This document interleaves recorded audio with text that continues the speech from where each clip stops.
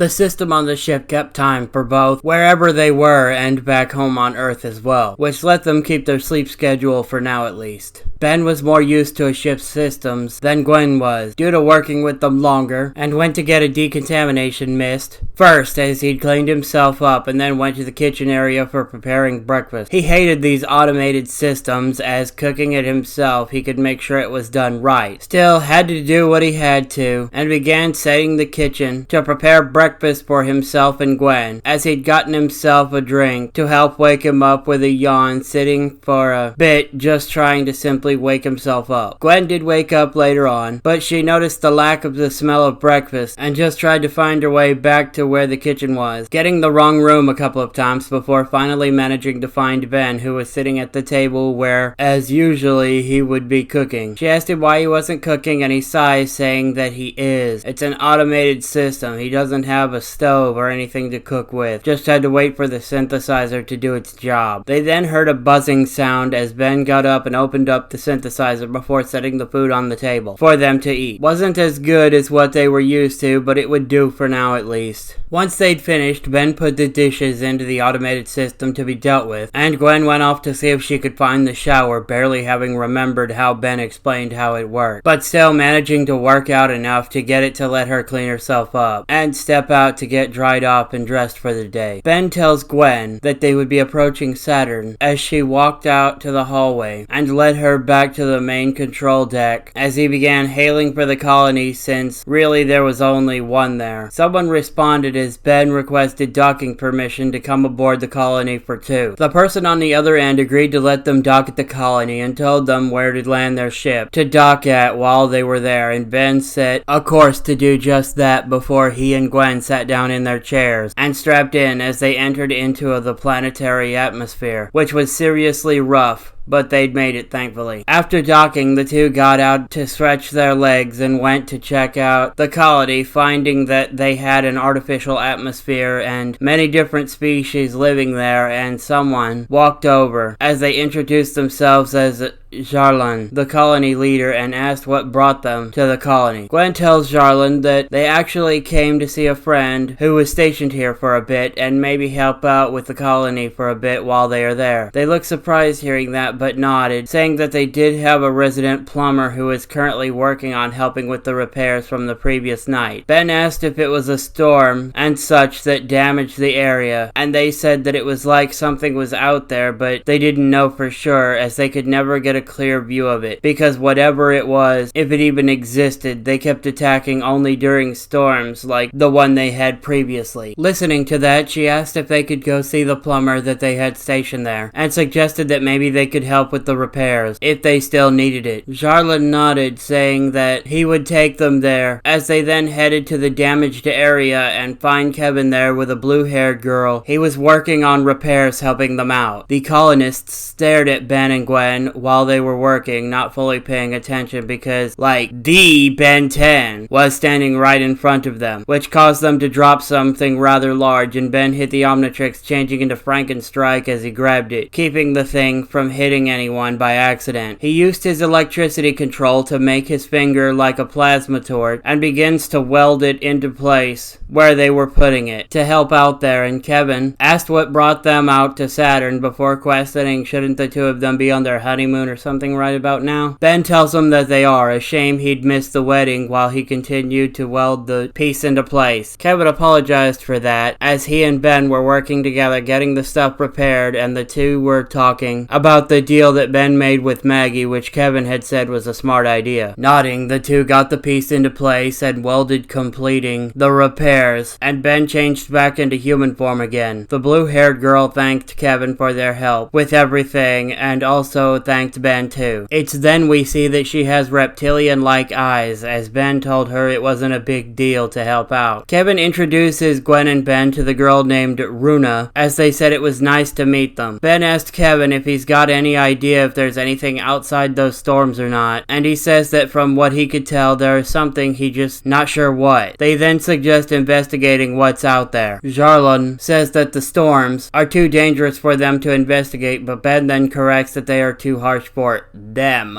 not for him and Kevin. They tell them that whatever it was, it is long gone now. Kevin says that they're right. He and Ben can try to track them down when the next storm hits. Nodding in response to that, Gwen says that she'll remain there to help when whatever it was in the storms attacks again, and Ben agrees with that since it would be the safest route for everyone. Kevin then offered to give them the tour of the place while they were there, and so they headed off to do that, seeing what all the colony had to offer.